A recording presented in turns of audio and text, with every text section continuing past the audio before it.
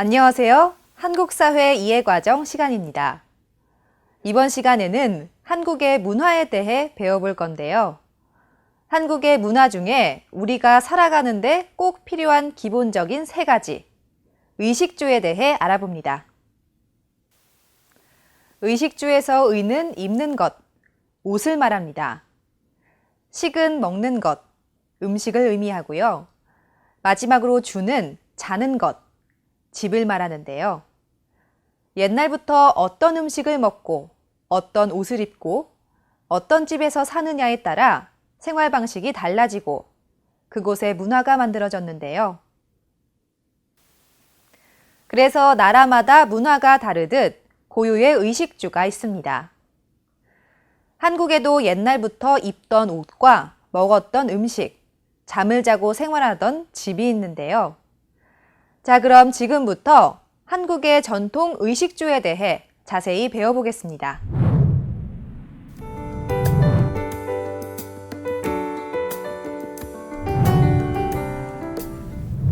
한국 음식의 기본은 밥과 국, 그리고 여러 가지 반찬입니다.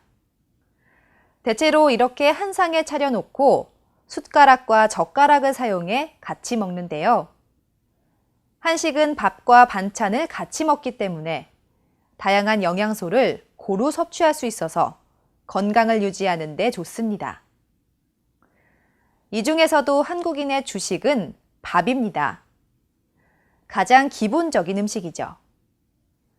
밥은 쌀을 재료로 하는데요. 옛날 한국의 어머니들은 가마솥에 불을 피워 정성스럽게 밥을 지었습니다. 한국인이 밥을 먹을 때는 국과 반찬을 함께 먹습니다.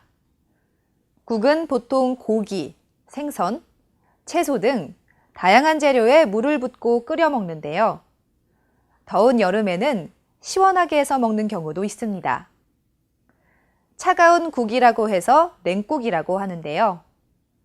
시원한 냉국에 얼음을 동동 띄어 먹으면 한여름 더위가 싹 날아간답니다.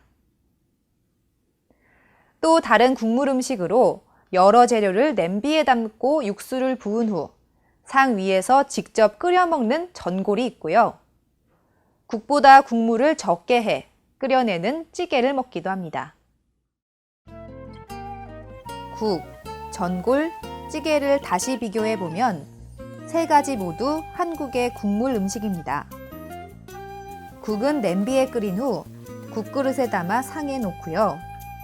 전골은 상위에 냄비를 놓고 바로 끓여서 먹습니다. 찌개는 국보다 국물은 적고 건더기가 많은 편입니다. 반찬으로는 주로 채소를 이용해 먹는 나물이나 김치가 있습니다.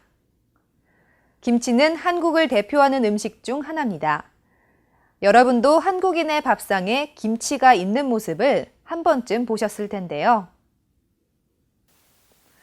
김치는 배추, 무, 오이 등의 채소를 소금에 절여 고추, 파, 마늘 등의 양념을 섞어 발효시켜서 먹는 식품입니다.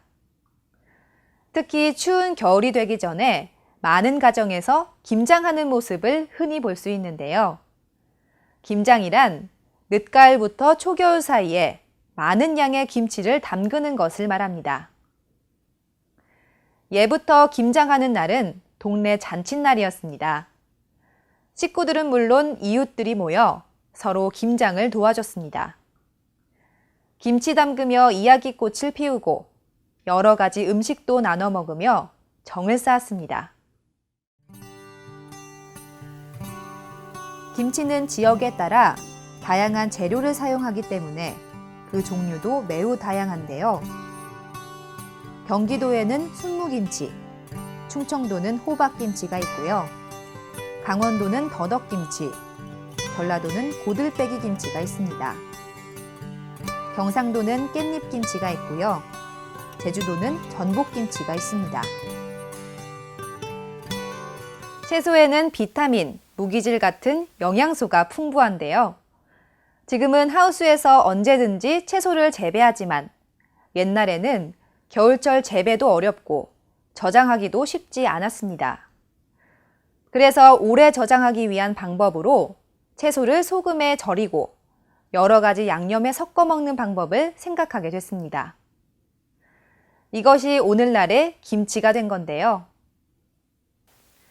요즘은 김치를 담그면 냉장고에 넣어두는 집이 많지만 예전에는 독에 넣고 땅에 묻어 저장했는데요. 땅속은 온도 변화가 심하지 않아 김치가 얼지 않고 오랫동안 맛을 유지할 수 있었기 때문입니다. 또한 한국에서는 김치 이외에도 일정 시간 저장해뒀다가 먹는 발효 음식이 발달해 있는데요. 발효 음식으로는 된장, 간장, 고추장과 같은 장류나 새우젓, 멸치젓 등의 젓갈류가 대표적입니다. 한국인이 밥과 함께 국, 반찬을 주로 먹지만 특별히 요리해 먹는 음식도 많은데요. 불고기나 삼겹살구이, 삼계탕, 비빔밥 등이 있습니다. 이들 음식은 때로는 밥과 함께 먹기도 하지만 별도로 즐기는 음식이기도 합니다. 또한 쌀을 주식으로 하는 아시아 지역에서는 떡을 만들어 먹는 나라들이 있는데요. 한국인들도 오랜 옛날부터 쌀을 주재료로 해서 만든 떡을 즐겨 먹었습니다. 평소에도 먹는 경우가 많지만 특히 결혼식이나 제사, 명절, 생일 등을 맞이했을 때 떡은 꼭 있어야 할 음식 중 하나로 여겨지고 있습니다. 떡은 가족끼리 먹기도 하고 이웃, 친척 등과 함께 나누어 먹거나 선물을 하는 경우도 많습니다. 백설기, 인절미, 절편, 가래떡 등이 한국에서 자주 볼 수 있는 대표적인 떡입니다.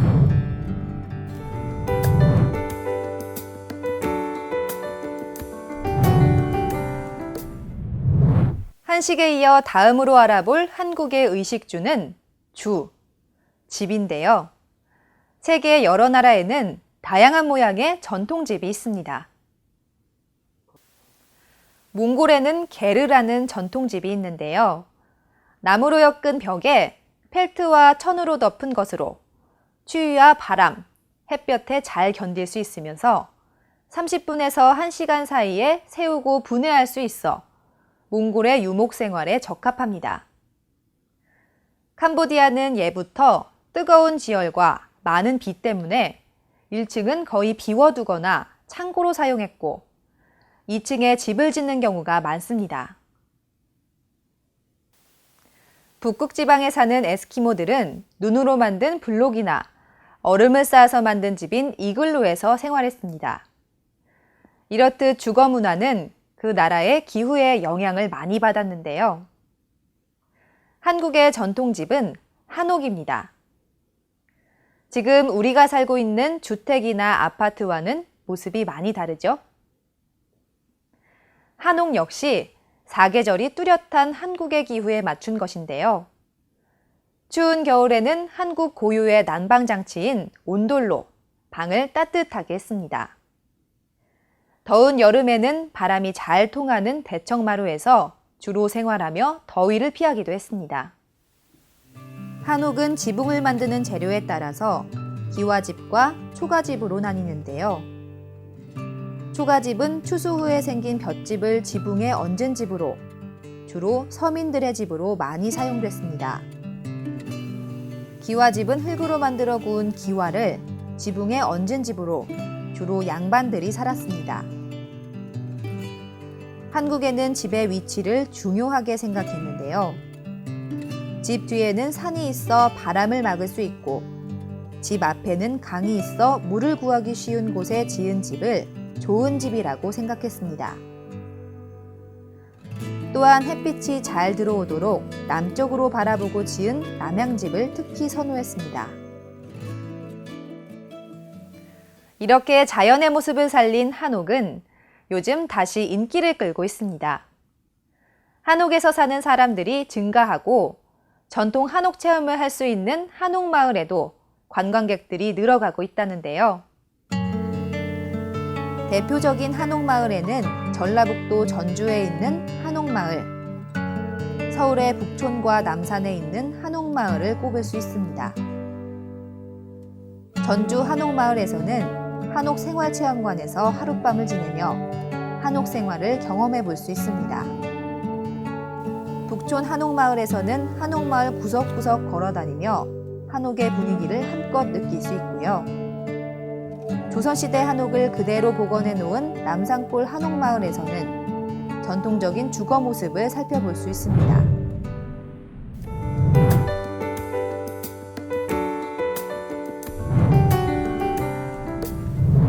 이번에는 의식주 중의 의, 한국의 전통 옷에 대해 배워볼 건데요. 옷은 여러 환경으로부터 우리 몸을 보호해주고 인간의 모습을 더욱 아름답게 만들어주기도 합니다. 그렇다면 한국 고유의 옷은 어떨까요? 이 옷이 바로 한국의 전통옷, 한복입니다. 여러분이 보기에는 어떤가요? 아름답지 않나요? 한복은 시대에 따라 그 모양도 달랐는데요. 삼국시대에는 세 나라 모두 치마나 바지 위에 엉덩이까지 내려오는 저고리를 입고 허리에 띠를 두르는 옷을 입었고요. 통일신라 시대의 상류층은 화려한 당나라의 의상을 입기 시작했습니다. 고려시대에는 저고리가 짧아지고 고름이 생겼고요. 조선시대 초기에는 저고리 길이가 길고 여유 있는 모양이었으나 후기로 갈수록 짧은 저고리에 풍성한 치마로 변화했습니다. 그리고 요즘의 한복은 조선시대의 형태가 전해진 것입니다. 그럼 지금부터 한복 입는 법에 대해 배워보겠습니다. 남자 옷에 대해서 설명을 드리겠습니다. 지금 보시는 것은 남자 바지고요. 사폭으로 이루어져 있습니다. 양쪽에 직사각형의 마루폭과 그 다음에 양쪽에 사폭으로 되어 있는데 비대칭입니다. 큰 사폭, 작은 사폭이고요. 큰 사폭이 오른쪽으로 가게 입어야 맞습니다. 바지는 양복 바지처럼 허리에서 입으시면 안 되고 약간은 좀 위쪽으로 올려서 입으셔야 되고요. 마루폭과 그 다음에 큰 사폭의 그 솔기선을 연장선상을 상을 잡으셔서요. 내 허리에 맞게끔 여미셔서 고정시켜서 허리띠를 묶으시면 됩니다.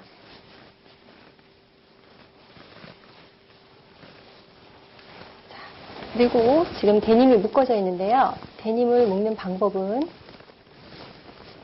내 발목보다 크기 때문에 이 부분을 고정을 시켜야 됩니다.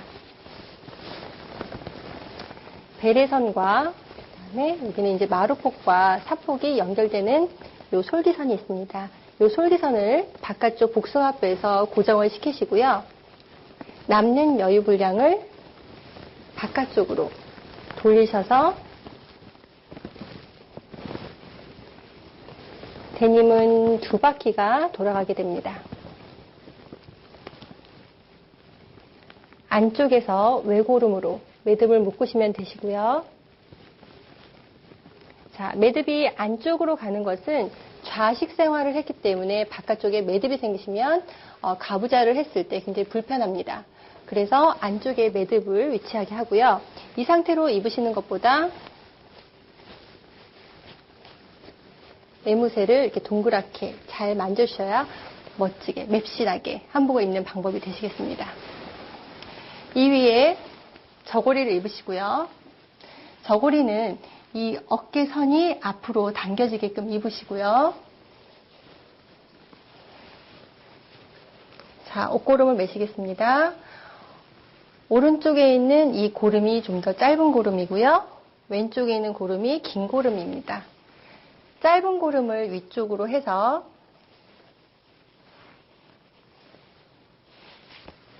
한번 묶어서 고정을 시켜주시고요. 이 긴 고름을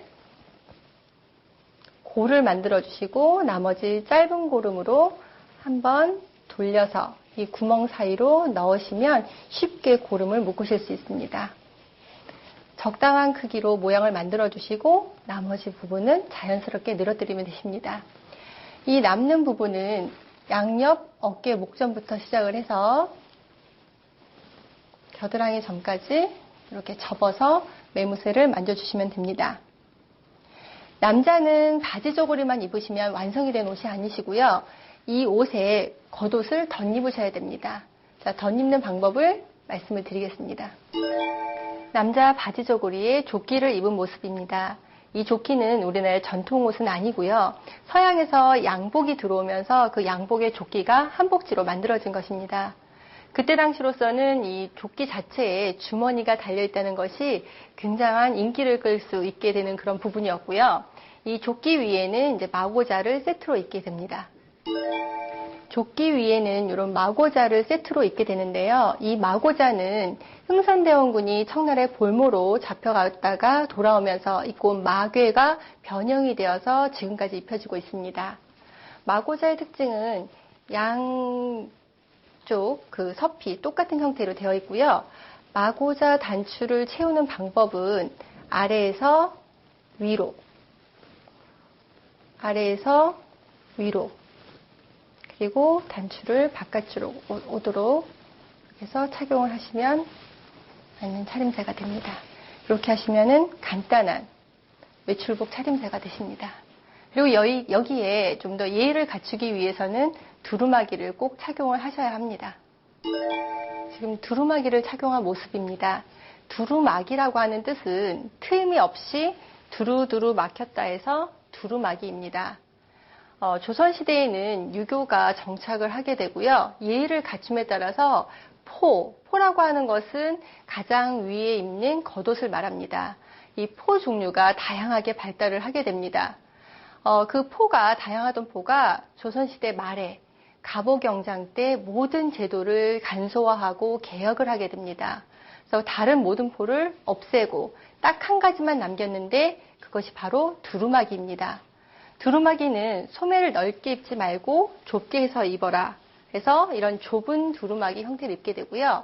색상은 흑색으로 제한을 하게 됩니다. 그래서 지금까지도 남자의 두루마기, 여자의 두루마기는 많이 변형이 되기는 했습니다만 가장 기본적인 것은 검정색, 흑색 두루마기를 입으셔야 맞습니다.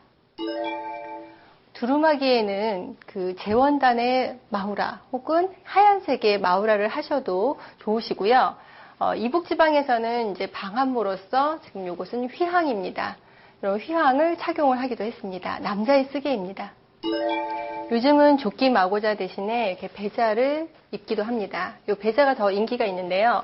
배자의 특징은 양옆선이 완전히 트인 것이 특징입니다. 양옆이 완전히 트여 있는 것을 이렇게 벨트 고리와 그다음에 고름으로 고정을 시키시게 되고요. 배자는 어떤 전통 예복으로 얘기를 할 수는 없고요.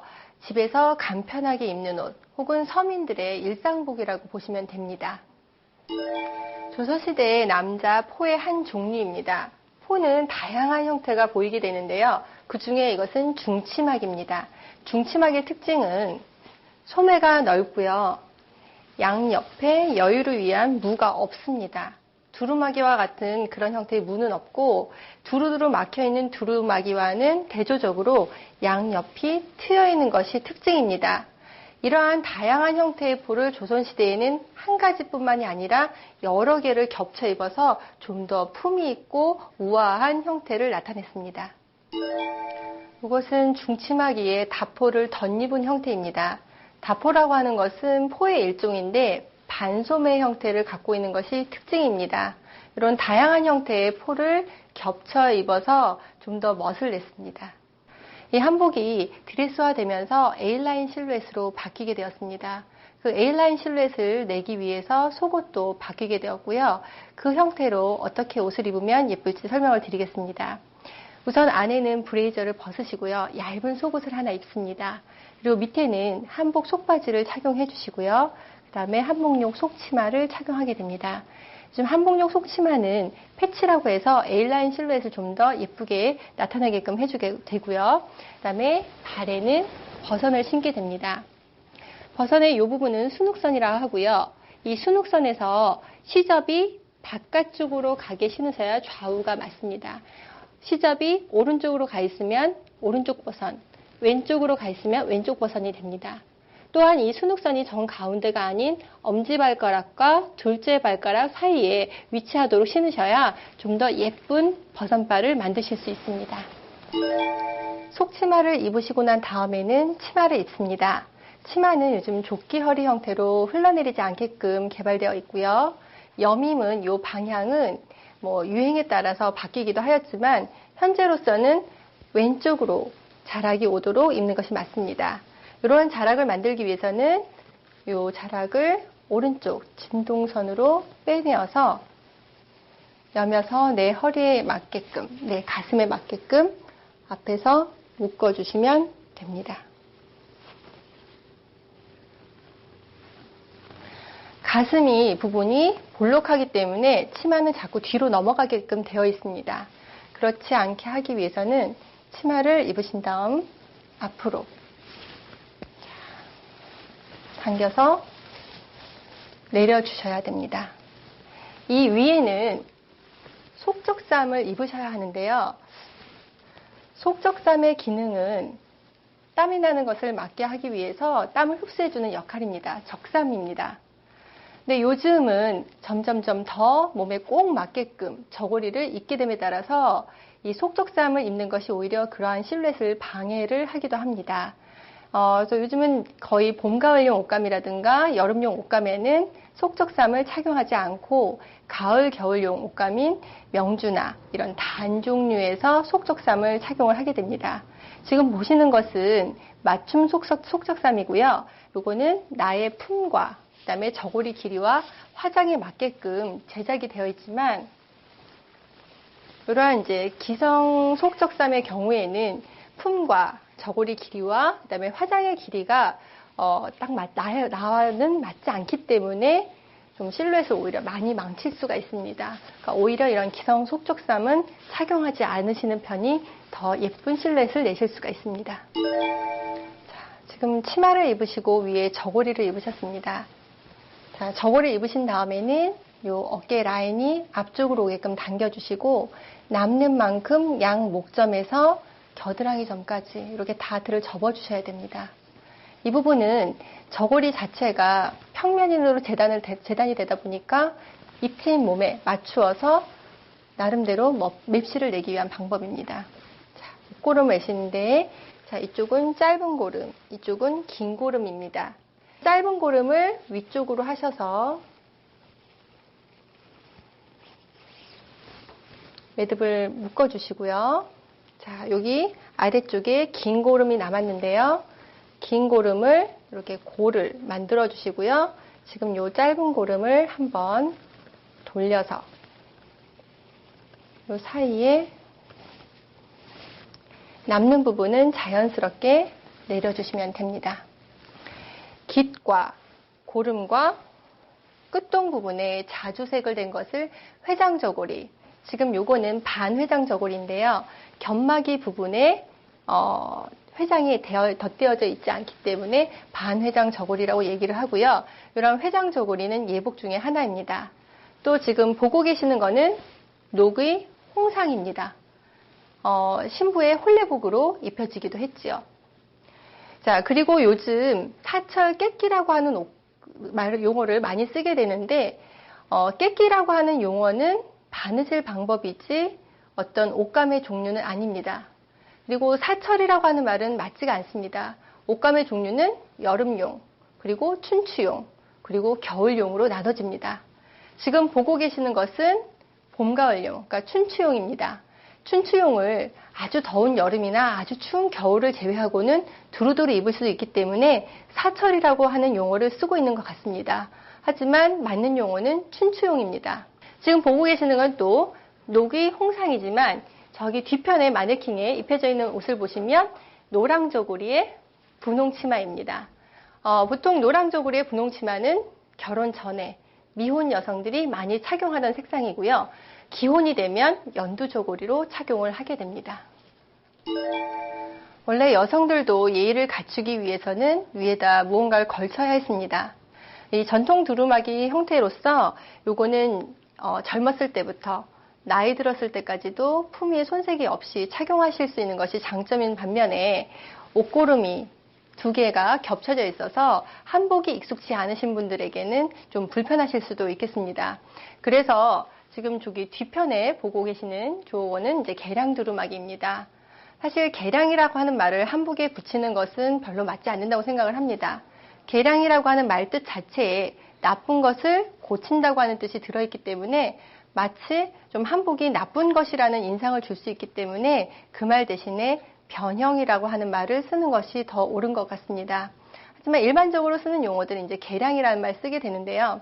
지금 저기 보고 계시는 것은 개량 두루마기는 깃이 달려 있지 않고 옷고름이 없이 편리하게 좀 활동이 편리하게 되어 있어서 한복이 익숙지 않다든가 하는 분들에게는 좀 더 간편하게 착용하실 수 있는 장점이 있습니다. 자, 이런 두루마기에 이런 다양한 여성용 쓰개가 있습니다. 지금 보고 계시는 것은 뒤에 댕기가 들여져 있는 아얌이라고 하는 것입니다. 개화기 때 여성들의 쪽머리가 좀 더 정착이 됨에 따라서 이런 쓰개류가 많이 발달을 하게 되었습니다. 지금 보고 계시는 것은 아얌의 손수가 놓여진 형태입니다. 자, 잠깐만 뒤로 돌아주시면 뒤에 이렇게 댕기가 늘여져 있고요. 이런 부분에 보석을 장식을 하였습니다. 자, 또 다른 아얌을 보여드리겠습니다. 이 아얌은 장식용이지 방한용이라고 하기에는 조금 무리가 있고요. 방한용으로서는 이런 털을 단 아얌을 착용하기도 했습니다. 뒤에 호박이라든가 이런 보석을 장식을 하였습니다. 또 다른 여성용 방한용 쓰개입니다. 이 안에는 털이 달려 있고요. 지금 잠깐 옆으로 보시면 이 부분을 볼기라고 해서 볼 부분을 가려주게 됩니다. 이 볼기가 달려 있는 것은 풍차라고 하고요. 이 볼기가 없이 내려오는 부분을 남바위라고 합니다. 이런 다양한 쓰개가 조선시대 말 개화기 때 발달을 하게 되고요. 지금 이 부분은 이제 조바위라고 합니다. 이건 아까 어린아이들이 쓰던 것과 같은 형태로 크기가 좀 더 확대가 되어 있습니다. 이런 손수 장식을 하실 수도 있고 금박을 할 수도 있고 이 부분은 여성들에게 인기가 있이 쓰여졌던 쓰개 종류라고 생각하시면 됩니다. 더운 여름에는 삼배나 모시로 옷을 만들어 시원하게 입고 지냈고요. 겨울에는 비단이나 솜으로 옷을 만들어 따뜻하게 입었습니다. 여자들은 한복을 입을 때 아름다움을 돋보이게 하기 위해서 여러 가지 장신구를 했는데요. 머리를 뒤로 말아 올릴 때 머리가 풀어지지 않도록 비녀를 꽂아주고요. 비녀 외에 머리 뒤에 덧꽂는 장신구, 뒷꽂이가 있습니다. 한복 저고리에 고름이나 치마 허리에 놀이개로 멋을 내기도 했습니다. 요즘 한복은 명절, 결혼식, 돌잔치 등과 같은 특별한 날에 입는 옷이 됐습니다. 일상생활에서 한복을 입는 경우는 그리 많지 않은데요. 집 밖에서의 활동이 많은 현대사회의 특성에 비추어 볼 때 한복을 입는 것이 다소 번거로울 수 있기 때문입니다. 그래서 요즘은 한복의 전통성을 살리면서도 일상생활에서 입기 편하도록 개량해 만든 생활 한복이 꾸준히 인기를 끌고 있습니다. 지금까지 한국의 전통 의식주, 한복, 한식, 한옥에 대해 알아봤는데요. 한국 문화를 이해하는 데 도움이 많이 되셨나요? 이제 배운 내용을 정리하는 시간을 갖겠습니다.